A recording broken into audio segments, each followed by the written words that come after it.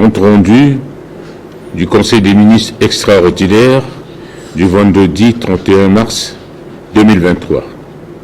Le vendredi 31 mars 2023, sous la très haute présidence de son Excellence, professeur Faustin Archange Touadéra, président de la République, chef de l'État, le Conseil des ministres a tenu sa séance extraordinaire à 15h20 autour de l'ordre du jour suivant: les dossiers examinés, les communications ministérielles et les divers.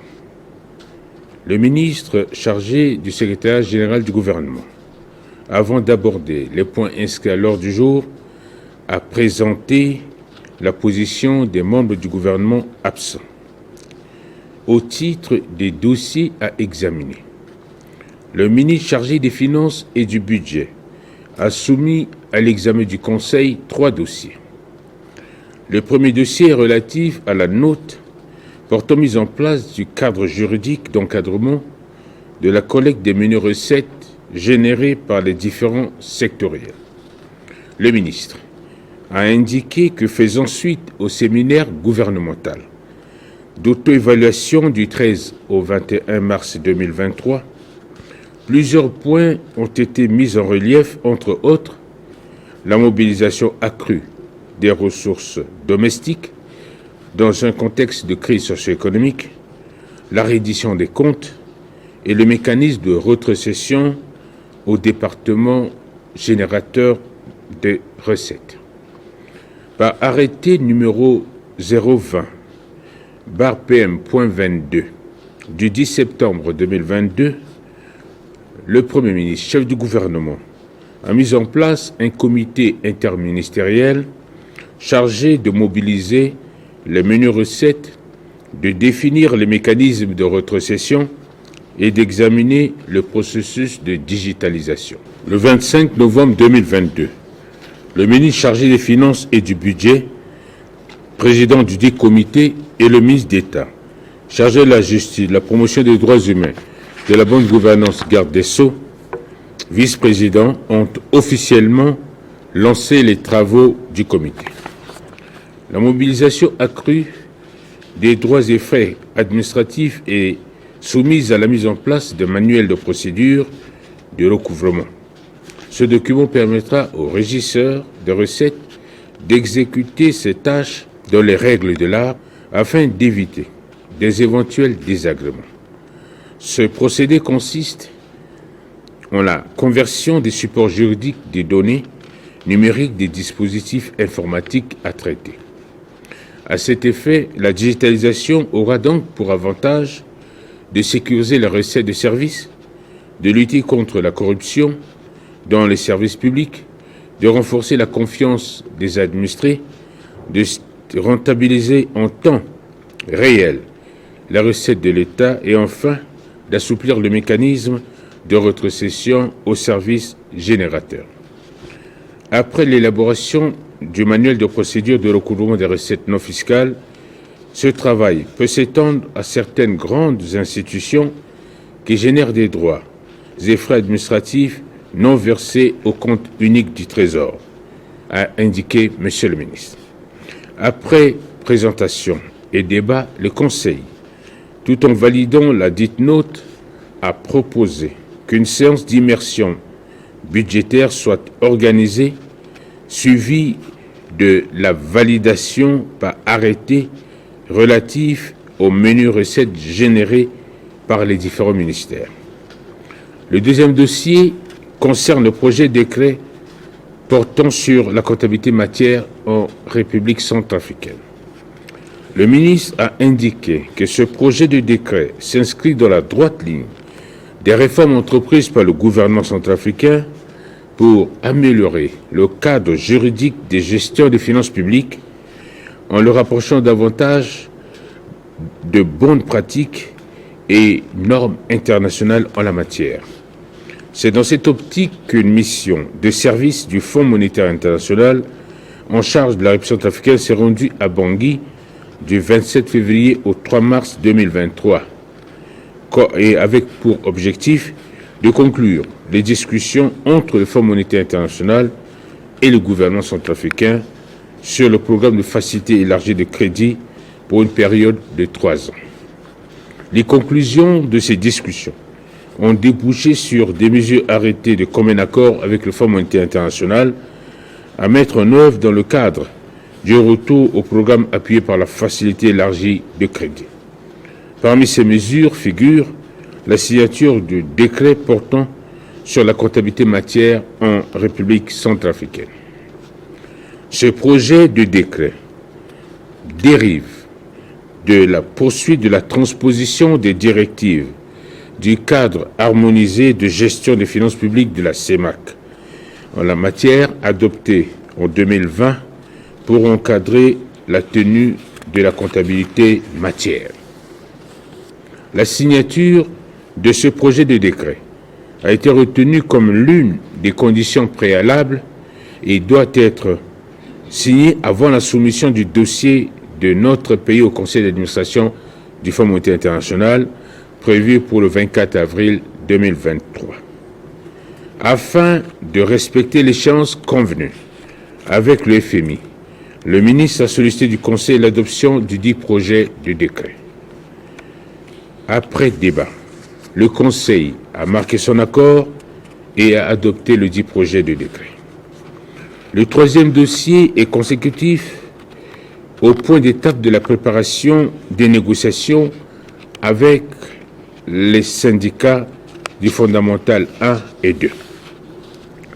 Le ministre a indiqué que sur la base des éléments disponibles qui demandent à être affinés, le ministre, l'effectif du personnel de l'Éducation nationale est de 7 238 personnes. La situation de référence donne un montant de salaire mensuel brut de 1 milliard 8 618 251 et un net à payer de 903 898 663 francs CFA. Les revendications des syndicats portent sur une valorisation du salaire de base de 100% et l'octroi de 4 indemnités, à savoir l'indemnité de logement, l'indemnité de transport, l'indemnité de recherche, l'indemnité de risque et de l'éloignement, ainsi qu'une valorisation de l'indemnité de CREI. La projection sur la base des revendications des syndicats donne un montant brut mensuel de 5 milliards 549 314 460 francs CFA, soit une masse annuelle de 66 milliards 591 777, c'est 591 777 773 520 francs CFA, rien que pour le salaire des enseignants du fondamental 1. À ce niveau, il est nécessaire d'interroger les textes qui encadrent l'octroi des différentes indemnités dont la liste des bénéficiaires est fixée par un décret. Quant à l'indemnité de recherche, elle est versée qu'aux enseignants du supérieur qui entreprennent des travaux de recherche autour d'une thématique précise, structurée en thèse, antithèse, sanctionnée par une publication dans une revue et soutenue devant un jury relevant des instances autorisées. En reprenant la parole, Son Excellence, Monsieur le Président de la République, chef de l'État, a demandé au ministre qui participe au cadre permanent de concertation et de négociations de poursuivre les négociations avec les syndicats. Le gouvernement doit disposer des éléments de négociation afin de trouver un accord avec les centrales syndicales sur la liste de toutes les revendications par secteur. Par ailleurs, Son Excellence, Monsieur le Président de la République, chef de l'État, a demandé au gouvernement de convoquer une réunion du CPCN en vue de formaliser les 10 éléments de négociation, les classer, les prioriser pour les discussions qui auront lieu au mois d'août.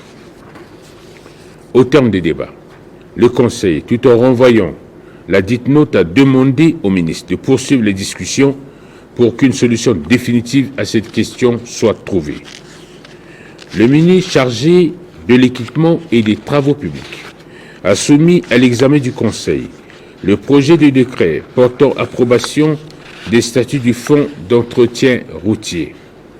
Le ministre a indiqué que le Fonds d'entretien routier a été créé par la loi numéro 05.001 du 15 novembre 2005, modifiant les dispositions de l'ordonnance numéro 81/002 du 5 janvier 1981.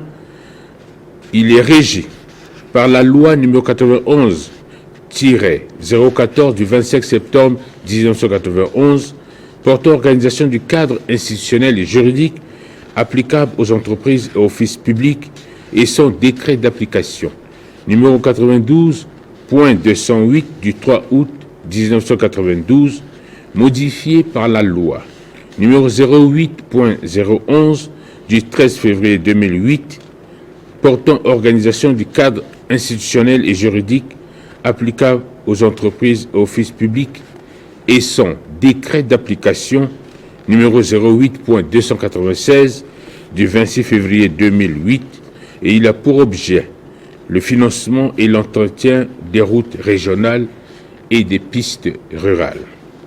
Le Fonds d'entretien routier a pour mission la collecte des ressources, le financement de toutes les activités destinées à améliorer l'entretien routier, la conservation du patrimoine routier et la promotion des petites et moyennes entreprises à travers les actions de formation.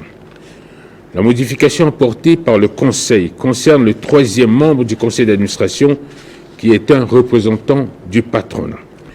Étant donné que la nouvelle loi numéro 20.004 du 13 janvier 2020 portant organisation du cadre institutionnel, juridique et financier applicable aux entreprises et établissements publics et son décret d'application numéro 20.224 du 12 octobre 2020 ont changé le régime juridique du Fonds d'entretien routier qui devient un établissement public administratif. Le ministre a sollicité du Conseil l'adoption du dit projet de décret d'approbation afin d'adapter le fonctionnement du fonds à la mutation opérée. Après débat, le Conseil a marqué son accord et a adopté avec amendement le dit projet de décret.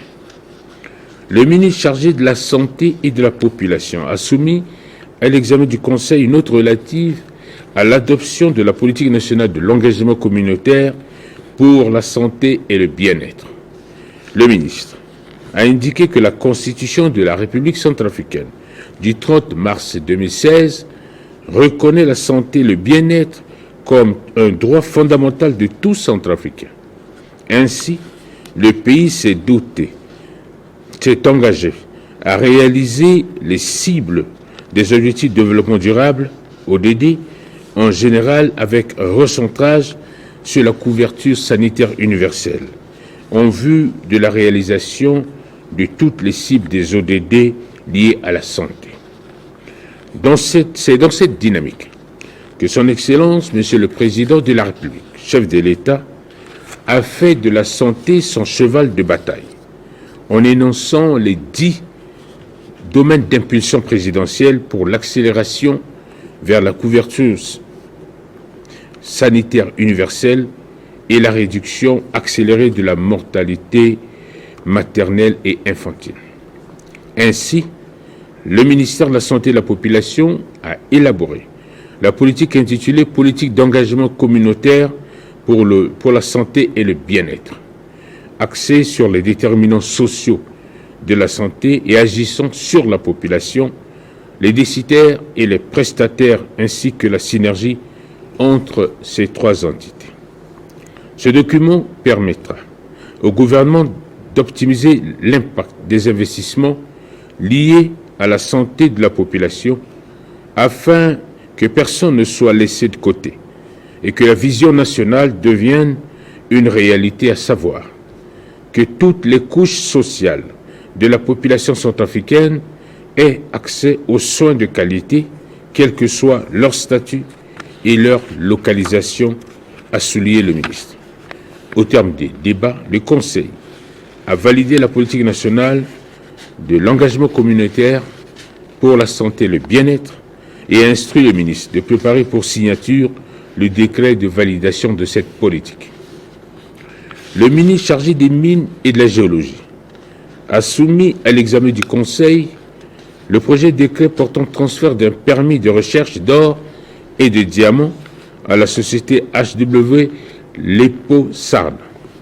Le ministre a indiqué qu'en date du 17 mai 2022, le département dont il a la charge a enregistré la demande de transfert d'un permis de recherche de Babwa vers Bakala, formulée par la société HW Lepo Sarl. Elle a joint à son dossier de demande un rapport annuel d'activité retraçant les travaux de recherche entrepris dont les résultats ne sont pas conclus. Ainsi, la société HW Lepo Sarl a décidé de renoncer à son permis de Babwa et sollicite en contrepartie un autre permis de recherche dans le secteur de Bakala. Ceci conformément aux dispositions de l'article 27 de la loi numéro 09.005 du 29 avril 2009 portant code minier de la République centrafricaine. Étant donné que la société HW Lepo Sarl a satisfait à toutes les conditions requises pour le transfert du permis de recherche en s'acquittant des frais afférents exigibles, le ministre a sollicité du Conseil l'adoption du dit projet de décret. Au terme des débats, le Conseil a marqué son accord et a adopté le dit projet de décret. Le ministre chargé de l'Agriculture et du Développement rural a soumis à l'examen du Conseil la note relative au soutien du gouvernement de la République centrafricaine à la candidature de la République populaire de Chine à l'Organisation des Nations Unies pour l'alimentation et l'agriculture. Le ministre a indiqué que l'Organisation des Nations Unies pour l'alimentation et l'agriculture, FAO, dont le siège est basé à Rome, en Italie, organisera la 43e session de sa conférence du 1er au 7 juillet 2023 à Rome. Cette session sera marquée par l'élection d'un nouveau directeur général de cette organisation onusienne. Les candidatures enregistrées par la FAO se présentent ainsi qu'il suit. Chine, M. Kou Dongyu. Irak, M. Hamid Kalal Hamed. Takidistan, M. Dilshok Sharifi. Le gouvernement chinois, à travers son ambassade en République centrafricaine, a bien voulu saisir par note verbale numéro 145/AM/RPC du 19 décembre 2022, le ministre des Affaires étrangères de la francophonie et des Centrafricains de l'étranger à l'effet de soutenir la candidature de son citoyen Dr Kou Dongyu, directeur général actuel de la FAO en fin de mandat pour sa propre succession. En effet, la République populaire de Chine entretient depuis toujours de bonnes relations de coopération et d'amitié avec la République centrafricaine dans de nombreux domaines, dont en particulier la coopération agricole, comme en témoigne leur présence dans la filière coton et la production des champignons. D'après l'ambassadeur de Chine en République centrafricaine, les fermes agricoles de PK26, route de Boili, de PK60, route de Mbaïki, seront viabilisées très bientôt, puisqu'elles ont été fortement vandalisées pendant les dernières crises de 2013. En outre, le gouvernement chinois entend ouvrir de nouveaux chantiers de coopération agricole avec la République centrafricaine. Eu égard à ce qui précède, le ministre a sollicité, dans le cadre de l'excellente relation entre ces deux pays, l'accord du Conseil pour des dispositions à prendre concernant le soutien du candidat de la Chine à la direction générale de la FAO. Au terme des débats, le Conseil a décidé de soutenir la candidature de l'actuel directeur général de la FAO, qui est un ressortissant chinois, pour le renouvellement de son mandat. Au titre des communications ministérielles, le ministre chargé de la Santé et de la Population a présenté au Conseil l'état d'évolution de la propagation de la pandémie du coronavirus en République centrafricaine. Le ministre a indiqué que dans le cadre de la lutte contre cette propagation en République centrafricaine du Covid-19, la situation épidémiologique, à la date du 31 mars 2023, se présente comme suit. 120 590 personnes ont été testées à ce jour depuis le début de la pandémie le 14 mars 2020. 15 239 cas cumulés confirmés de contamination au Covid-19 depuis le début de la pandémie le 14 mars 2020. 15 125 patients guéris et 114 décès observés dans les hôpitaux et les différentes localités de notre pays. 3 nouveaux cas ont été notifiés dans la 12e semaine de l'année en cours sur 184 personnes testées. 2 868 245 personnes vaccinées contre la Covid-19 à ce jour dans les districts des régions sanitaires de notre pays. Par ailleurs, le ministre a également présenté le calendrier de la célébration de la Journée mondiale de la santé et du 75e anniversaire de l'Organisation mondiale de la santé. À cet effet, 3 importantes activités ont été retenues, à savoir le lancement de la campagne de vaccination, l'inauguration du bâtiment du ministère de la Santé et la validation du plan national de développement sanitaire. Dans le cadre de ces différentes commémorations, une marche sportive sera organisée le vendredi 7 avril 2023. Après ces présentations, le Conseil en a pris acte. Le ministre chargé de la communication et des médias a félicité son Excellence, Monsieur le Président de la République, chef de l'État, pour sa brillante déclaration faite lors de la célébration de l'an 2, marquant le 2e quinquennat à la magistrature suprême de l'État. Le ministre chargé de l'administration du territoire, de la décentralisation et du développement local a annoncé au Conseil le programme de la poursuite des travaux de l'opération Quatikodro pour le samedi 1er avril 2023. Le ministre chargé de la promotion du genre, de la protection de la femme, de la famille et de l'enfant a annoncé au Conseil le décès de l'ancienne première dame de Centrafrique, Mme Brigitte Dacko Neteya, épouse de l'ancien président Feu David Dacko, survenu ce jour 31 mars 2023. Le ministre chargé du secrétaire général du gouvernement et des relations avec les institutions de la République a informé le Conseil de l'interpellation du gouvernement le 5 avril 2023 à l'Assemblée nationale. L'ordre du jour étant épuisé, Son Excellence, Monsieur le Président de la République, chef de l'État, a levé la séance à 17h05. Faite à Bangui le 1er avril 2023, le ministre chargé du secrétaire général du gouvernement et des relations avec les institutions de la République, Maxime Balalou. Je vous remercie.